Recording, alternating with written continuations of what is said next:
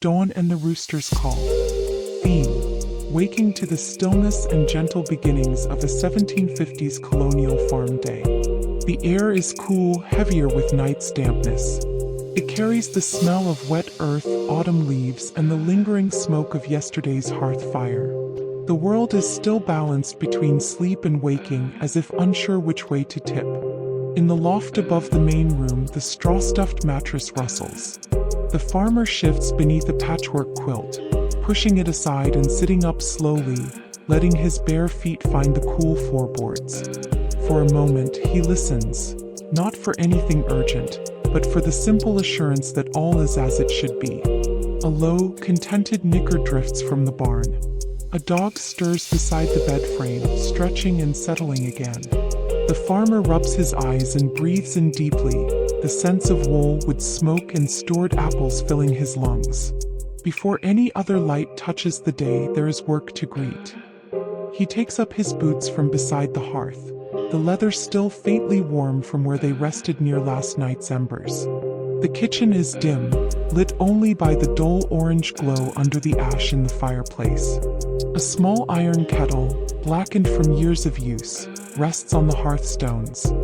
Hanging above, braided strings of dried herbs and onions sway slightly as the door to the yard is opened.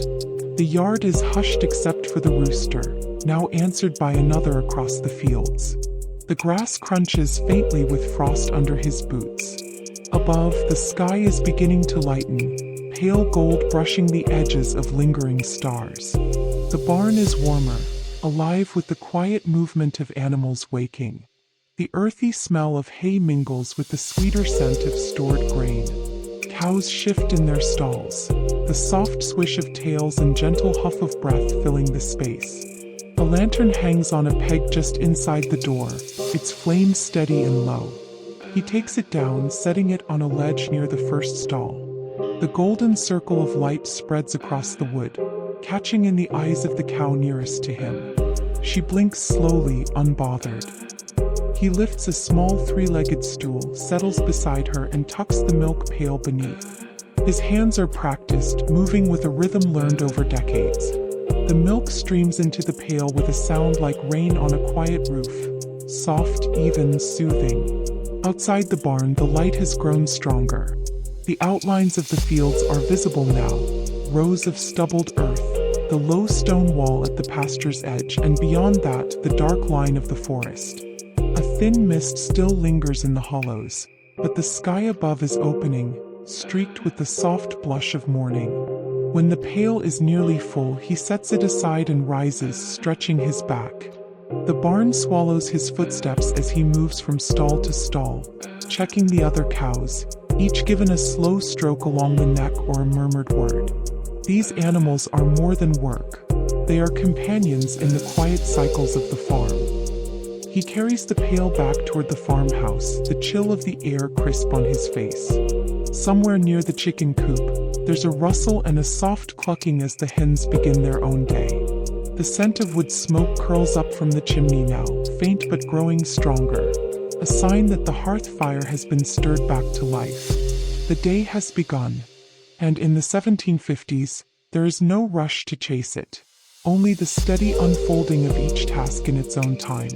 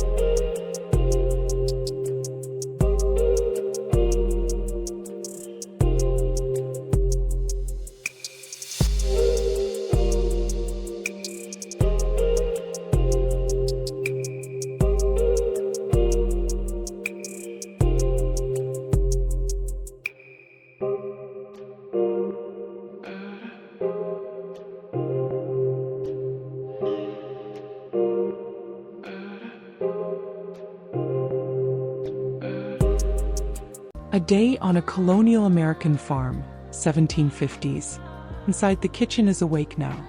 The hearth has been built up again, flames licking low logs and throwing an amber glow across the wide plank floor. The farmer sets the pail on a low bench, the surface of the milk still swirling faintly. The farmer's wife is already at the table, her sleeves rolled neatly to the elbow. A wooden butter churn stands beside her, tall, sturdy, and worn smooth from years of use. A crock of cream rests near at hand, the pale surface glistening in the morning light. While she begins the slow, steady work of churning, the farmer pours the fresh milk into broad pans. The wide surface allows the cream to rise over the coming hours, ready for future batches of butter. The kitchen smells faintly of warm milk, the sharp tang of wood smoke, and the dryness of split kindling stacked by the door. The dasher moves in an even rhythm, up and down, a sound as much a part of their mornings as the rooster's crow. Outside the window, the frost is starting to give way to sunlight, the glass fogged faintly at the edges. Time moves differently here. There are no ticking clocks on the wall, no rush to keep pace with anything beyond the natural order of the work. Churning butter is patient labor, 15-20 minutes or more before the cream thickens and begins to break. The farmer steps outside again, this time with a small wooden pail and an iron hook. He crosses to the root cellar, the door low and heavy. Inside, the air is cool and damp, smelling of earth and stored vegetables. He lifts a stoneware crock of salt from a shelf, its sides beaded faintly with condensation. The buttermilk is poured off into a jug, later to be used in baking or given to the pigs. The butter is rinsed in cool well water, worked again and again until the water runs clear. Finally, a small handful of salt is sprinkled in, worked evenly through with the paddle. This is food made to last. Wrapped in clean cloth, it will be stored in the coolest corner of the cellar. In the months to come, there will be more churning, more wrapping, each small block a tangible piece of the farm's work.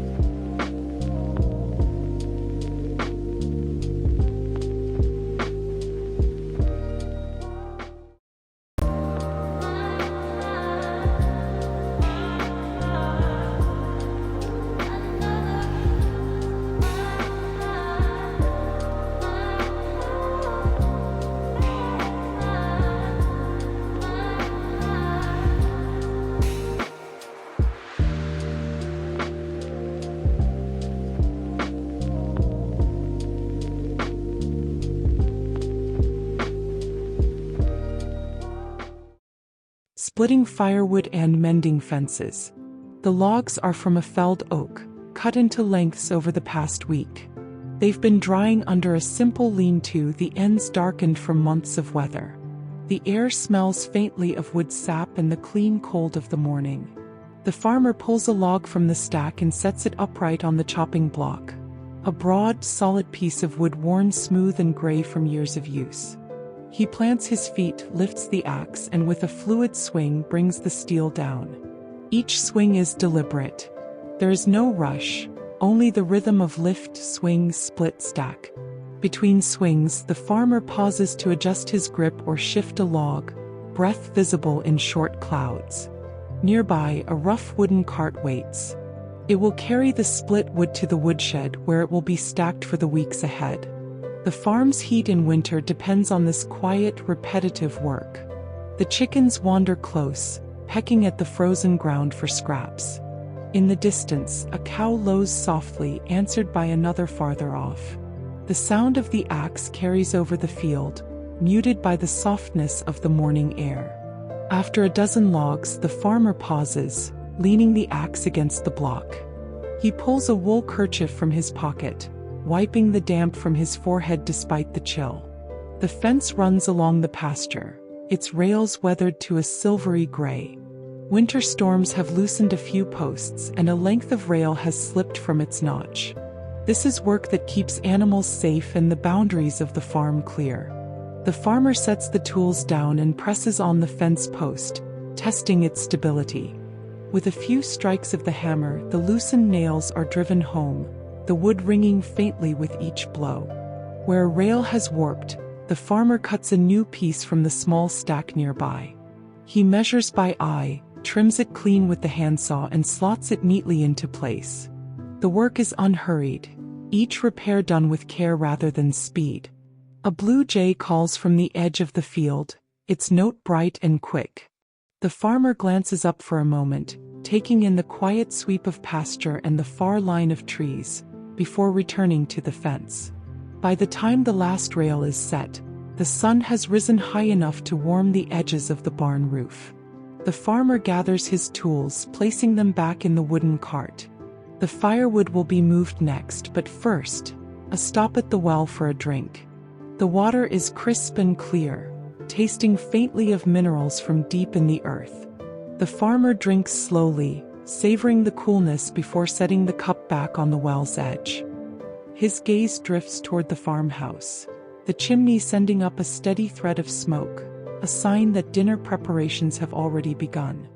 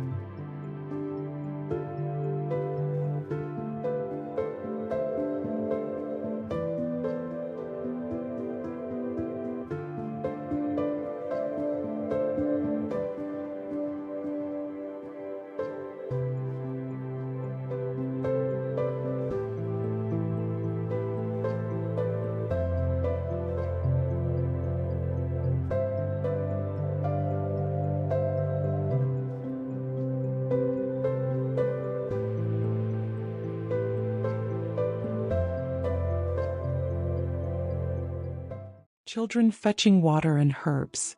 They pause at the edge of the well, setting the pails down with a soft clunk. The boy takes the rope in hand, guiding the bucket down into the dark circle of stone. The rope squeaks softly as the rope slides through his fingers, the bucket vanishing into the cool shadow. The girl leans over to peer inside, his breath puffing a small cloud into the chilly air. He hauls the bucket up slowly, the rope pulling taut against his shoulder. When it crests the lip of the well, the girl steadies it, her small hands gripping the cold iron handle as they pour the water into the first pail. They work without hurrying, the rhythm of siblings who've done this many times before. The second pail fills just as slowly, the well water sloshing gently inside. The girl and boy lifts the pail. They set off toward the herb garden near the side of the house. The garden is a humble square of earth, its low fence woven from willow branches. Even in late autumn, the air here smells faintly of rosemary and sage, their woody stems still clinging to the season's last green leaves. The girl uses a small paring knife to trim sprigs of thyme, placing them in the fold of her apron. The boy, eager to help, plucks a few leaves of mint, their scent rising sweet in the cold air. She corrects him gently, not too many for they must last through winter. A wicker basket sits at the garden's edge, already holding a few roots dug earlier that morning, carrots dusted with earth, a small clutch of onions. The girl adds the herbs to the basket, tucking them in with care. The boy takes a moment to chase a grasshopper that has leapt from the fence post into the brittle weeds. He returns grinning, his cheeks pink from the cold, his breath quick from the short run. The children lift the pails once more and walk back toward the house, the water sloshing with each step. Their path takes them past the woodpile and the shed, where the farmer is stacking the morning's split logs. He nods at them as they pass, a brief smile softening his work-worn face. Inside, the mother waits by the table, ready to use the herbs for the midday meal, a pot of broth already simmering on the hearth. The children place the basket on the table and their pails by the door for later. Their work is done for now, and they slip out quietly, heading toward the front room where a small stack of books and a single candle await.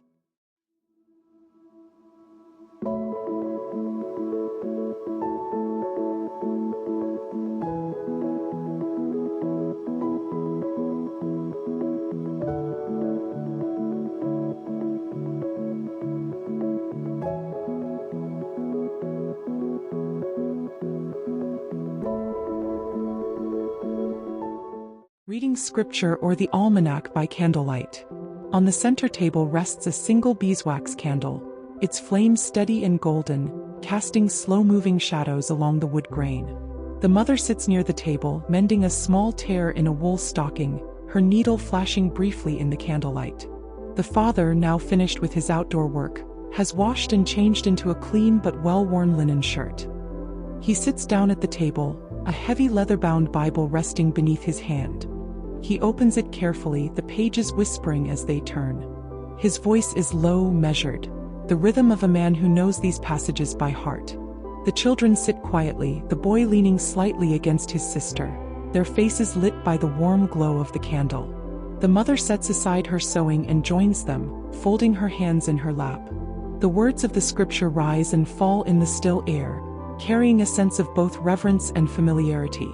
Outside, the farm is cloaked in night, and only the occasional lowing of cattle or distant bark of a dog breaks the silence.